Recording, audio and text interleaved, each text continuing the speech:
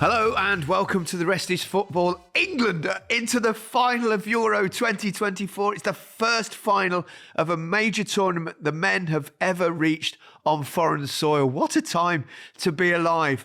England will play Spain on Sunday, 14th of July in Berlin as they reach successive European Championship finals. I think it's safe to say we'll do a little bit of celebrating this evening. And Micah's joining me from back home. Micah, wow, what an evening. What a finale. What an evening. What a day. I've been nervous all day, if I'm being totally honest. I really have, because we know we've got the players to do it. We know they've got players who can hurt you as well. But was we going to turn up? Was we going to be brave? Was we going to be high? And in the first half, we were all of those things. Yeah. Phil Foden in the number 10 was brilliant again on the half turn, doing all the things that we've been yearning for so long. Gay comes back into the team, has another outstanding game. Yes. I just thought the whole balance to the team was just brilliant. And to see them go out there and actually just put a show on for everyone, especially in the first half. Second half, not so much. It was just joyous. It was great to see. When we talk about England, and we've had to be negative at times, and I will hammer home the point, we don't want to be negative. We try to pick the bones out of what we see and analyze the game. But for them to go out there and give it their all, I just thought it was a brilliant spectacle for all of their hard work that they've put in, not just in the tournament, but throughout the season. Some of these players have played 50, 60 games, and to get to a final, it's just remarkable. Yeah, I'm totally with you. First half, I thought, really good football. Foden was unlucky. Keeper made a good save. Incredible shot that hit the woodwork. The clearance off the line, all from Foden. I thought Mainoo was again, he just bosses the place. He keeps the ball really well. They were playing great. Second half went flat. Again, a little bit like the last game against Switzerland. Started sitting a little bit deep. Couldn't get behind them. It was cagey. Everyone was playing a little bit cautiously. And that's understandable to a degree. I've played in these games. No one wants to make a mistake because the stakes are so high. We're all started to call for changes again, needed fresh legs, and he made the right calls. Gareth made the right calls, Micah. He did. But I've been crying for Ollie Watkins all tournament because I think he gives you something different. He actually runs behind people. Harry Kane never does that. And it was a great run for the goal. Let's talk about the goal, because that was like a magical moment, wasn't it? I just like the fact that when we talked about using subs, the use of them and how they can impact and affect the game. And, when you bring off Kane and you bring off Foden, and Foden was quieter in that second half, and we always said Kane can get us a goal. And I've got to give credit to you again for this. You talked about the position and the stretching of the opposition, and it's exactly what you said. When you've got players in the midfield, obviously Foden was off the pitch, so you have Bellingham and Cole Palmer in the number 10s. If you have a striker who can stretch, and especially from a defensive point of view as well, it gives me a headache. If everything's in front of me, it's easy. And then the link up, we know Cole Palmer can pass, we know he can shoot, but it was the weight of the ball which was perfect, and the timing of the run, then the touch from Watkins, then the finish to shoot across the goalkeeper with pace. It was just poetry in motion. It really was. Yeah. I'm a presenter rather than a pundit because I don't understand certain aspects of the game defensively, even midfield play to a degree. But the one thing I do know about is how to play up front and how, as a striker, you can help your team. And that's why I've been calling for Ollie Watkins and saying that it was, you can take your main man off. You could even start with Ollie Watkins. He's not probably got the all-round finishing ability that Harry Kane's got, although, boy, what a finish that was. But he gives you different things. You can press dynamically. He can spin behind. And as he did, all of a sudden, what happens with a striker that forces defenders to go towards their own goal is it creates more space behind for those midfield players with all the talent in the world that they've got. The Bellingham, Foden was obviously off the pitch, but in this case it was Palmer. So it gives you so much more in terms of overall for the team. And it's the team game, and it's the team that's the most important thing, not individuals. And that's why, however difficult it is to say, that's why I kept saying that don't rule out that option, because it's really important. And so it came to pass. I mean, I was so pleased for Ollie Watkins, though, because what a season he's had at Aston Villa. So many goal involvements, both goals and goals created. He runs himself ragged every game that I see, and he gets behind people, and he deserved his moment. I think it was the latest goal ever scored in a semi-final of either the World Cup or the Euros, obviously within 90 minutes. There's been goals scored in extra time, of course, but it was just just went bonkers in here. I don't know about you. Yeah, I'm home alone. I went to go visit my dad and my brother earlier on, but I'm home alone, so I was just celebrating and shouting. In terms of that moment for Watkins, though, is the fact that afterwards, when he had his interview, he was basically saying he was waiting for this moment. And that's what you want from your subs.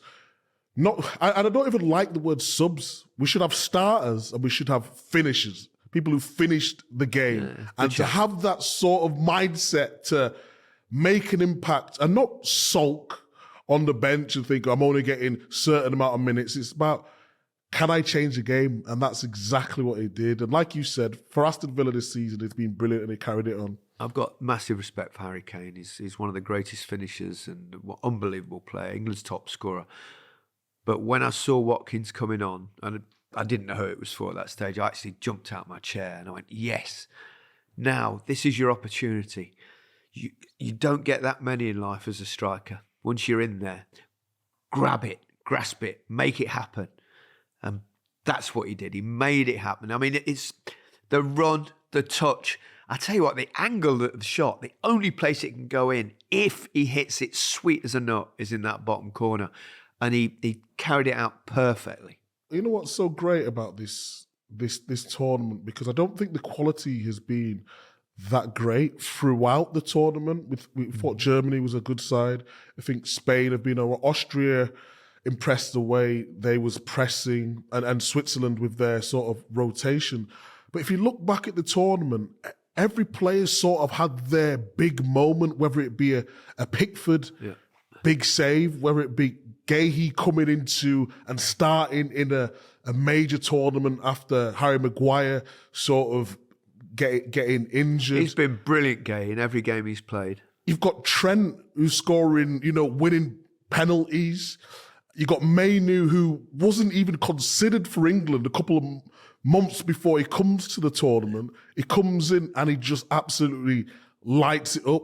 Watkins gets his goal tonight. Tony has the no-look penalty. Kane scored his goals. Bellingham's had the overhead bicycle kick, whatever you want to call it. Saka's had the moment when he's curled it into the... So it's a team game. We're not just relying on one. It's a squad person. game. It's a squad game nowadays as well, isn't it? Exact squad really game, is. correct. Yes. Yeah, it really is. And they've got themselves to the final. And it's not easy. And when you're watching, you always get a bit grumpy when you have a flat spell in a game, which we did in the second half.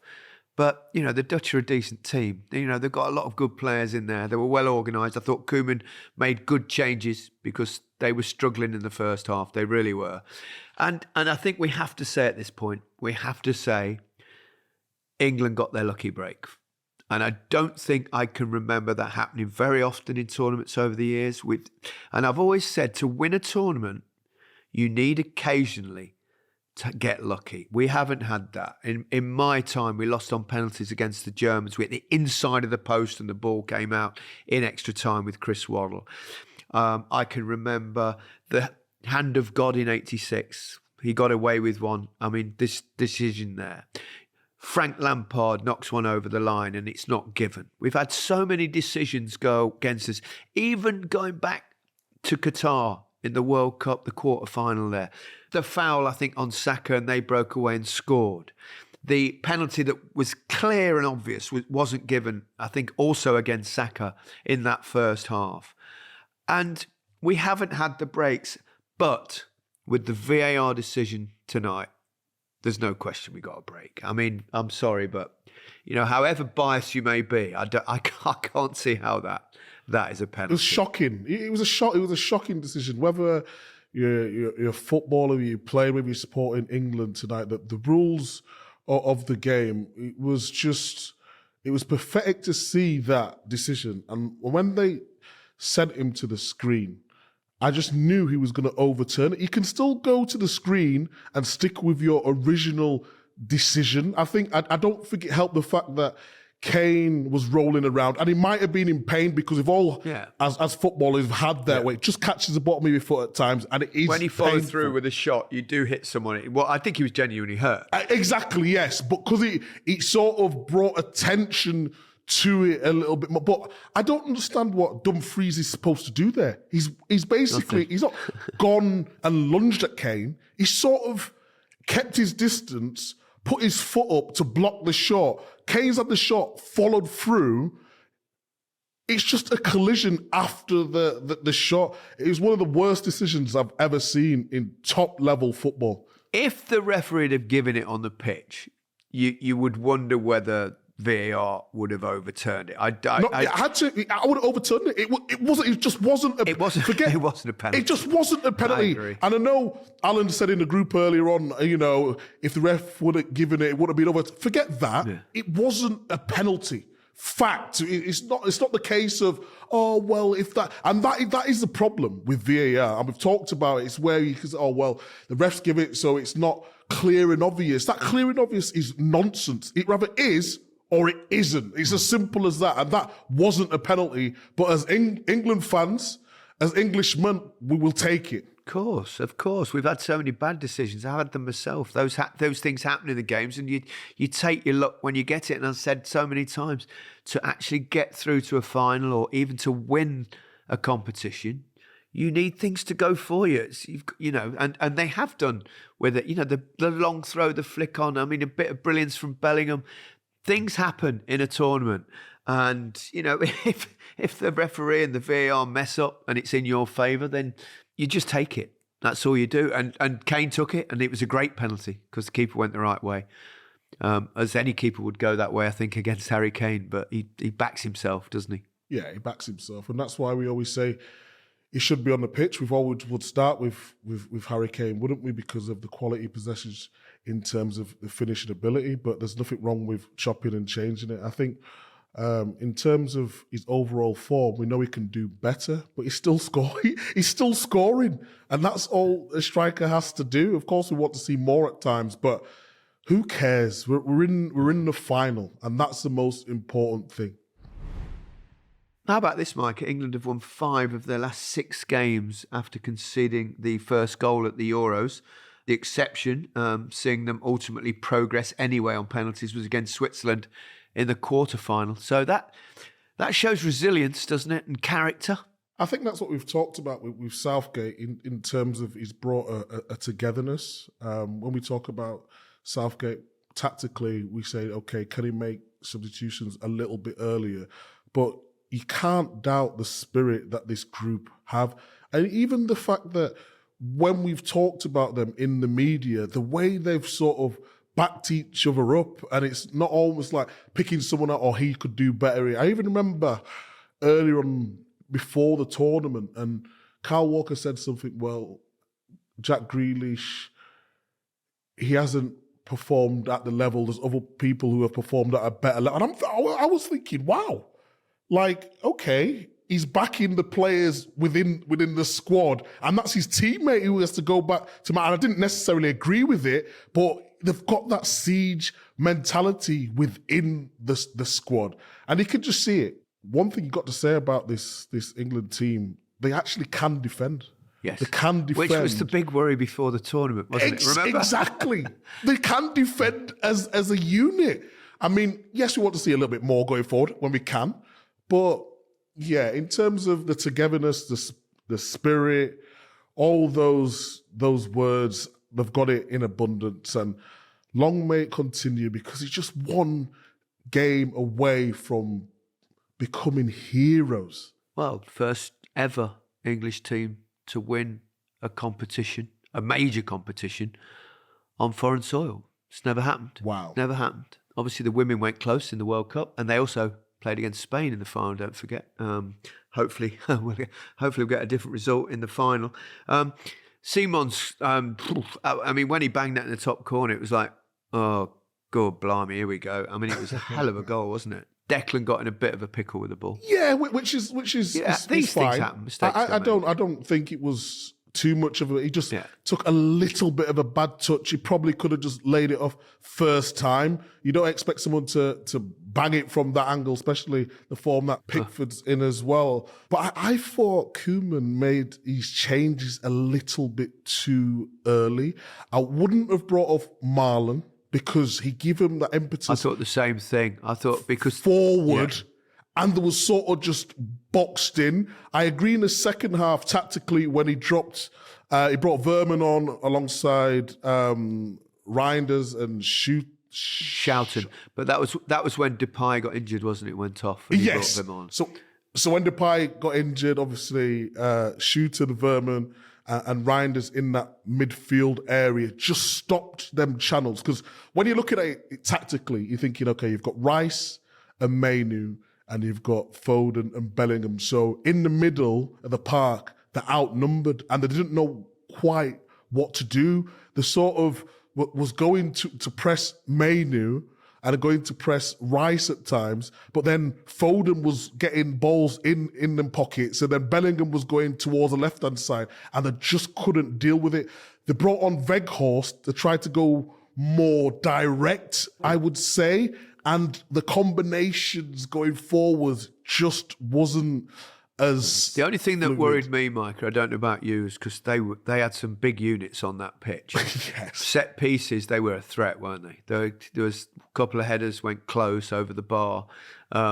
Pickford made a good save from a really good delivery free kick. I think it bounced off. It was Van Dijk, was it? It was from a deep. Yeah. So they were a threat when you've got big players like Van Dijk and Weghorst in particular. Yeah, Dumfries hit the bar, I think, as well, or just over in one of them set pieces as well. But all in all, the Netherlands were like I thought. They've got players who could hurt you, not necessarily a great team. But if you look at the 90 minutes throughout, England deserved it. Yeah, certainly for the first half. Why do you think they started to struggle a bit in the second half? Is it? I just think it was a tactical switch from the Netherlands, adding that extra midfielder in there. Simmons sort of was playing in the hole in the first half, and then he went a bit more to the right hand side. And I think moving it forward tactically. So when you're playing, and obviously Trippier came off for Luke Shaw, and when Luke Shaw was going forward on the left, and when Saka was going forward on the right, do you remember in the Switzerland game where you had Rodriguez who was overlapping the wing back to get crosses in? What was happening at times, it was coming out to Guéhi, and because it was played a little bit too slow round the back, they could get set as a team. And there was one opportunity, do you remember when Kyle Walker made the overlapping run? It got played and Saka's offside goal. Yeah, so close. Yes, sometimes you need if you're going to play three at the back, one of your centre backs to make forward runs that can open up spaces for the rest of the team. Otherwise, you end up with three players against nobody. Really. Exactly. And the other thing I would say is I go back to that point about it's quite easy to defend against a team that has no threat behind you. So you can actually squeeze up and therefore there's not much space. And if the players haven't got kind of the alternative to knock the ball behind, therefore you end up playing it square and safe and slowly and kind of lethargically around. So I think that was just a tactical thing. But but whether you think Gareth made his changes too late or not, he made the right changes, decisive changes, and the two players that he brought on, were the two players that one created the goal and the other scored the goal. So you have to give Gareth enormous credit for making the right calls. It's not easy bringing your captain off and your top scorer. It's not easy. It's not at all. But it was the right move. It was the right move. I mean, it probably could have done it a little bit early, but in the grand scheme of things, it didn't matter. Like you said, they linked up for the goal, and it was a right move, a brave move that we've all been calling for earlier on in the competition. But it got there in the end. And it's easy for us to talk, isn't it? It really is, because when you're on pitch side, even when you're a player or you're watching a game, we all see the game a little bit differently. So when he's in the heat of the moment, he's probably got all these things going through his head, and he's not sometimes decisive enough, but he's probably just waiting for that moment. Yeah. And thank God he got it right tonight. You mentioned him in the first half, but Kobbie Mainoo, goodness me, what a footballer. It's actually mind-blowing. I know, and I don't want to go overboard, but for someone who has not really been in the England setup, he was supposed to play the year before at Man United, but he got a bad injury. So he came on the season later. His first couple of games, I was thinking, wow, amazing. Then he made a mistake in one of his earlier games where he gave the ball away. I was thinking, okay, is he still too young? Is he ready? He's a bit naive.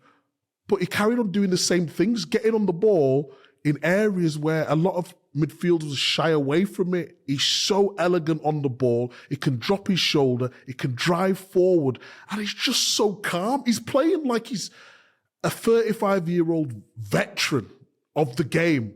And he's so young. He's just been a real key part to that spark that England needed, not just in midfield, but the team needed in terms of adding a different dynamic to what we needed. He's incredible. I mean, we talked, didn't we, about Lamine Yamal, and obviously he's unbelievably talented, but in a different sort of way.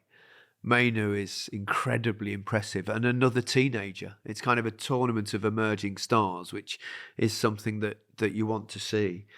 And obviously, we know he can cope with the cup final. I mean, he played against Man City and scored that goal and performed brilliantly. I think he won the man of the match in that final. Nothing seems to faze him. Fearlessness of youth, I guess. Yeah, fearlessness. But just also believing in his own quality and not sort of, if you hear him in his interviews, he doesn't get too excited. He's just calm. His interviews are just like how he is on the pitch. Calm, composed, but that little bit of confidence as well to say, okay, I know what my ability is. I'm going to show you what I can do, no matter who I'm playing against. So, yeah, it is really great to see. And long may it continue. Yeah, I loved Ollie Watkins' interview as well after the game, you know. He says, I swear on my children's lives, I told Cole Palmer, I said, you're going to set me up and I'm going to... It's like amazing. That enthusiasm. I mean, he was so happy, wasn't he? And quite rightly so. I think we'll finish there. Yeah. Ollie! Oi, oi, oi. Hey, what a finish. We'll get Alan Shearer's view tomorrow. He's back in Berlin, so that'll be interesting as well. Goodbye from me. And goodbye from me. Come on, England! Come on!